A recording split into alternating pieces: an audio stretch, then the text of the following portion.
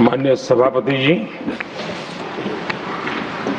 पश्चिम Asia में चल रहे युद्ध और उससे बनी परिस्थितियों से हम सभी परिचित हैं। मैं आज संसद के उच्च सदन के सामने और देशवासियों के सामने इन विकट परिस्थितियों पर सरकार का पक्ष साझा करने के लिए उपस्थित हुआ हूं। पश्चिम एशिया में चल रहे इस युद्ध को 3 सप्ताह से अधिक का समय हो चुका है। इस युद्ध ने पूरे विश्व में गंभीर ऊर्जा संकट पैदा कर दिया है। भारत के लिए भी ये स्थिति चिंताजनक है। इस युद्ध से हमारे व्यापार के रास्ते प्रभावित हो रहे हैं।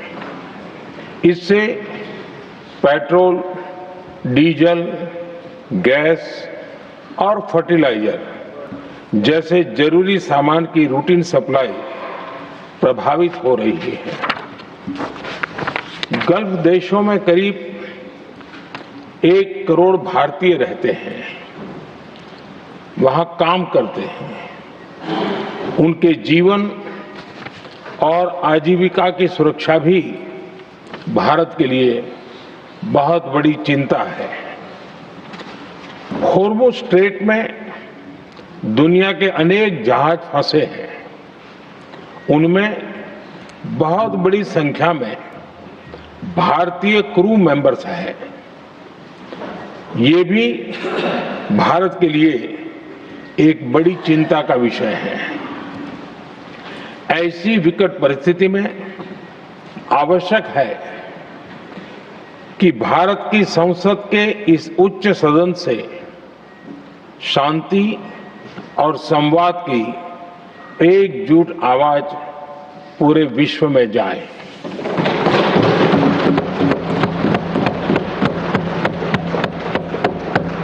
सभापति जी, युद्ध की शुरुआत के बाद से मैंने पश्चिम एशिया के ज्यादातर देशों के राष्ट्राध्यक्षों के साथ 2 राउंड फोन पर बात की है। हम गल्फ के सभी देशों के साथ लगातार संपर्क में हैं।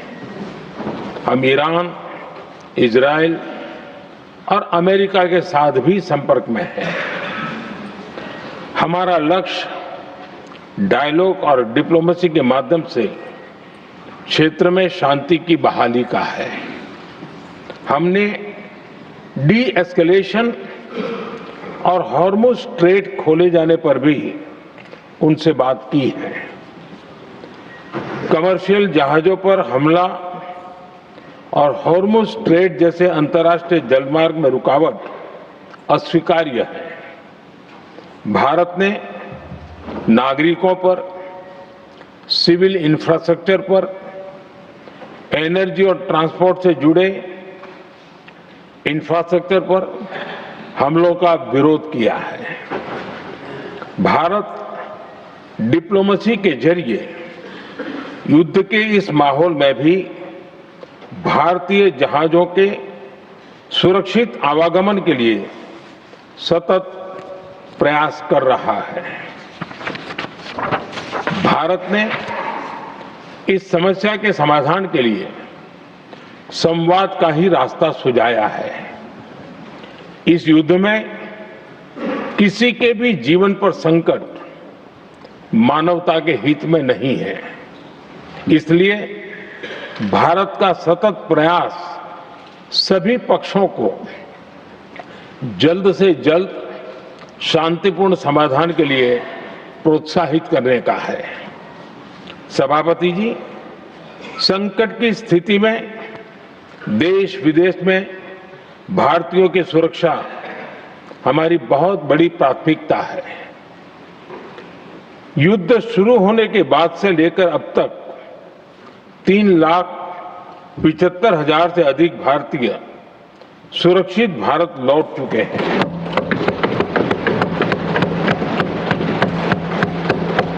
ईरान से ही अभी तक 1000 से अधिक भारतीय सुरक्षित वापस लौटे हैं। इनमें 700 से अधिक मेडिकल की पढ़ाई करने वाले युवा हैं। हमारी सरकार संकट के इस समय में पूरी संवेदनशीलता से काम कर रही है। सभी देशों ने वहां मौजूद भारतीयों की सुरक्षा का पूरा आश्वासन दिया है। हालांकि ये बहुत दुखद है कि हमलों के कारण कुछ भारतीयों की मृत्यु हुई है और कुछ घायल भी हुए हैं। ऐसे मुश्किल हालात में परिवारजनों को आवश्यक मदद दी जा रही है। जो घायल है उनका बेहतर इलाज सुनिश्चित कराया जा रहा है। सभापति जी, होर्मुज स्ट्रेट विश्व व्यापार के सबसे बड़े रूट्स में से एक है। विशेष तौर पर कच्चे तेल, गैस और फर्टिलाइजर से जुड़ा परिवहन इस क्षेत्र से बहुत बड़ी मात्रा में होता है। युद्ध के बाद से ही होर्मुज स्ट्रेट में जहाजों का आना जाना बहुत चुनौतीपूर्ण हो गया है। लेकिन विपरीत परिस्थितियों के बावजूद हमारी सरकार ने संवाद से, कूटनीति के माध्यम से रास्ते बनाने का प्रयास किया है। प्रयास ये है कि जहां से भी संभव हो वहां से तेल और गैस की सप्लाई भारत पहुंचे। ऐसी हर कोशिश के नतीजे भी देश देख रहा है। बीते कुछ दिनों में दुनिया के अनेक देशों से कच्चा तेल और एलपीजी से भरे जहाज भारत आए हैं।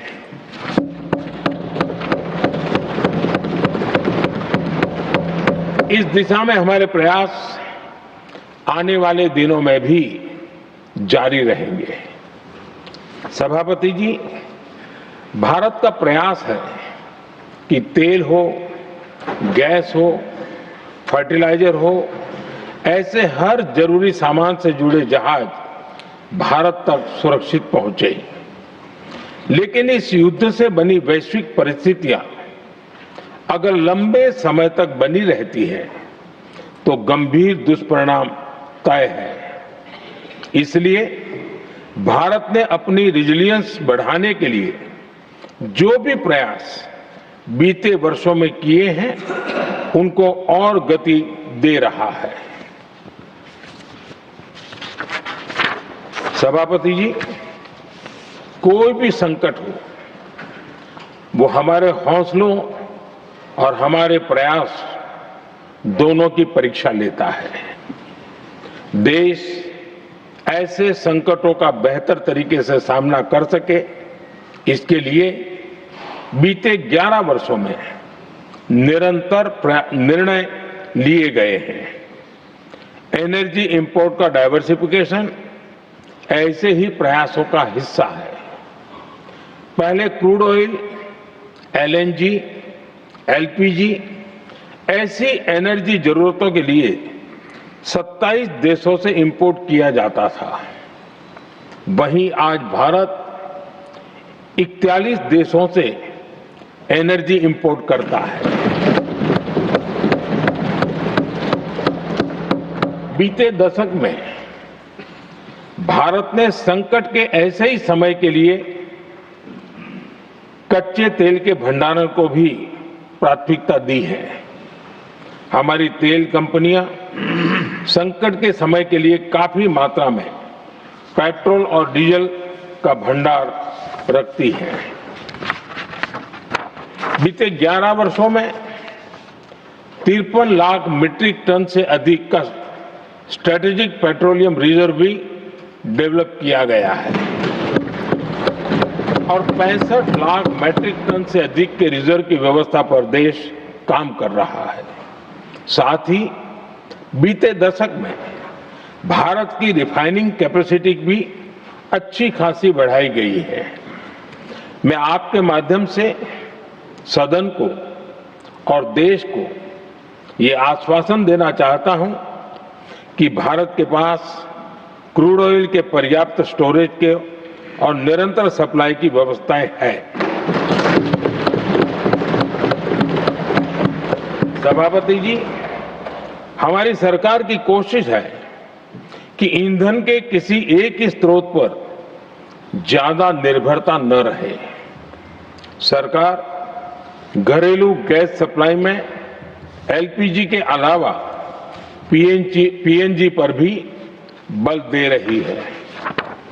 बीते दशक में देश में पीएनजी कनेक्शन पर अभूतपूर्व काम हुआ है। बीते दिनों में इस काम को और तेज किया गया है। साथ ही एलपीजी के घरेलू उत्पादन को भी बड़े पैमाने पर बढ़ाने का प्रयास किया जा रहा है। सभापति जी, बीते वर्षों में सरकार का निरंतर प्रयास रहा है कि हर सेक्टर में दूसरे देशों पर निर्भरता कम से कम हो, हम ज्यादा से ज्यादा आत्मनिर्भर हो, यही एकमात्र विकल्प है।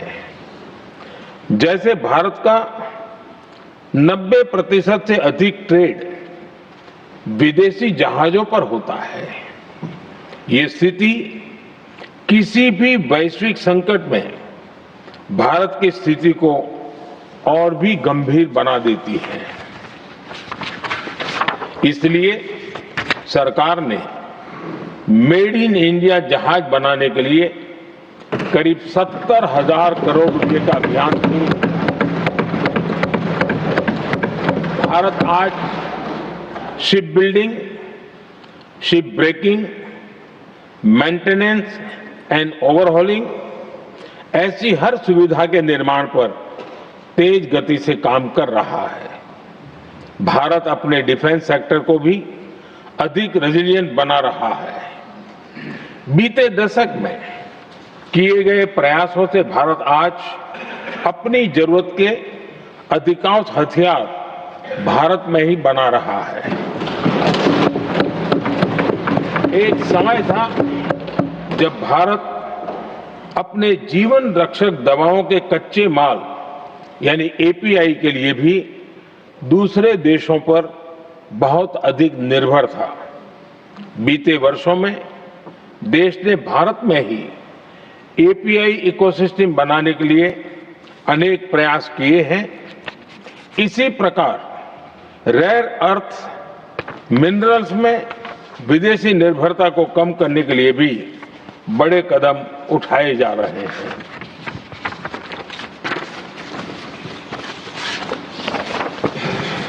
आदरणीय सभापति जी, वर्तमान संकट ने पूरी दुनिया की इकोनॉमी को हिला दिया है। अभी तक पश्चिम एशिया में जो नुकसान हुआ है उससे रिकवर होने में भी दुनिया को बहुत समय लगेगा। भारत पर इसका कम से कम दुष्प्रभाव हो, इसके लिए निरंतर प्रयास किए जा रहे हैं। हमारी इकोनॉमी के फंडामेंटल्स मजबूत हैं और सरकार पल पल बदलते हालात पर नजर रखे हुए है। सरकार इसके शॉर्ट टर्म, मीडियम टर्म और लॉन्ग टर्म ऐसे हर प्रभाव के लिए एक रणनीति के साथ काम कर रही है। भारत सरकार ने एक इंटर मिनिस्ट्रियल ग्रुप भी बनाया है। ये ग्रुप नियमित मिलता है और हमारे इंपोर्ट एक्सपोर्ट में आने वाली हर दिक्कत का आकलन करता है और ये ग्रुप आवश्यक समाधान पर भी निरंतर काम करता रहा है। जैसे कोरोना के समय में अलग अलग सेक्टर्स की चुनौतियों से निपटने के लिए एक्सपर्ट्स और ऑफिसर्स के एम्पावर्ड ग्रुप्स बने थे, वैसे ही कल ही ऐसे 7 नए एम्पावर्ड ग्रुप्स का भी गठन किया गया है। ये group supply chain, petrol diesel, fertiliser, gas, महंगाई ऐसे विषयों पर त्वरित और दूरगामी रणनीति के तहत कार्रवाई करने का काम करेंगे। मुझे पूरा भरोसा है कि साझा प्रयासों से हम परिस्थितियों का बेहतर सामना कर पाएंगे। आदरणीय सभापति जी, सरकार ये भी प्रयास कर रही है कि आने वाले बुआई के सीजन में किसानों को पर्याप्त खाद मिलती रहे। सरकार ने खाद की पर्याप्त सप्लाई के लिए आवश्यक तैयारियां की हैं। सरकार का निरंतर प्रयास है कि किसानों पर किसी भी संकट का बोझ न पड़े। मैं देश के किसानों को फिर आश्वस्त करूंगा कि सरकार हर चुनौती के समाधान के लिए उनके साथ खड़ी है।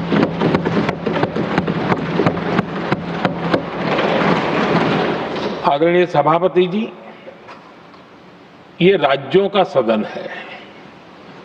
आने वाले समय में ये संकट हमारे देश की बड़ी परीक्षा लेने वाला है और इस परीक्षा में सफलता के लिए राज्यों का सहयोग बहुत आवश्यक है। इसलिए इस सदन के माध्यम से मैं देश के सभी राज्यों की सरकारों से भी कुछ आग्रह करना चाहता हूं। संकट के समय गरीबों पर, श्रमिकों पर, प्रवासी साथियों पर बहुत बुरा असर पड़ता है। इसलिए पीएम गरीब कल्याण अन्न योजना का लाभ समय पर मिलता रहे, ये सुनिश्चित करना होगा। जहां प्रवासी श्रमिक साथी काम करते हैं, उनकी परेशानियों को दूर करने के लिए प्रोएक्टिव कदम उठाए जाएं। ऐसी स्थितियों पर नजर रखने के लिए राज्य सरकारें विशेष व्यवस्थाएं करें तो इससे काफी सुविधा होगी। राज्य सरकारों को एक और चुनौती पर भी बहुत अधिक ध्यान देना होगा। ऐसे समय में कालाबाजारी करने वाले, जमाखोरी करने वाले बहुत एक्टिव हो जाते हैं।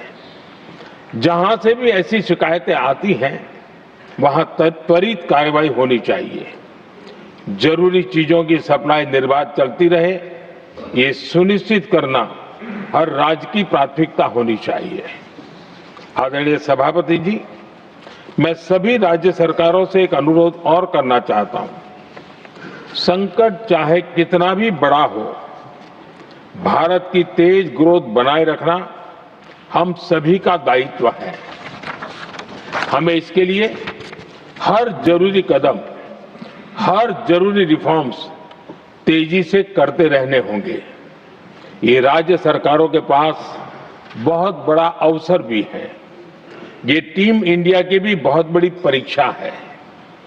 कोरोना के महासंकट में केंद्र और राज्यों ने टीम इंडिया बनकर कोविड मैनेजमेंट का एक बेहतरीन मॉडल सामने रखा था। अलग अलग पॉलिटिकल पार्टी की सरकारें होने के बावजूद टेस्टिंग, वैक्सीनेशन से लेकर जरूरी चीजों की आपूर्ति टीम इंडिया के प्रयासों से ही सुनिश्चित हो पाई थी। हमें उसी भावना के साथ आगे भी काम करना है। सभी राज्य सरकारों और केंद्र सरकार के प्रयासों से देश इस गंभीर वैश्विक संकट का प्रभावी रूप से सामना कर पाएगा। आदरणीय सभापति जी, ये संकट अलग प्रकार का है और इसके समाधान भी अलग प्रकार से ही तय किए जा रहे हैं। हमें धीरज के साथ, संयम के साथ, शांत मन से हर चुनौती का मुकाबला करना है। आदरणीय सभापति जी, जैसा कि हम देख रहे हैं कि इस युद्ध को लेकर पल पल में हालात बदल रहे हैं, इसलिए मैं देशवासियों से भी कहूंगा कि हमें हर चुनौती के लिए तैयार रहना ही होगा।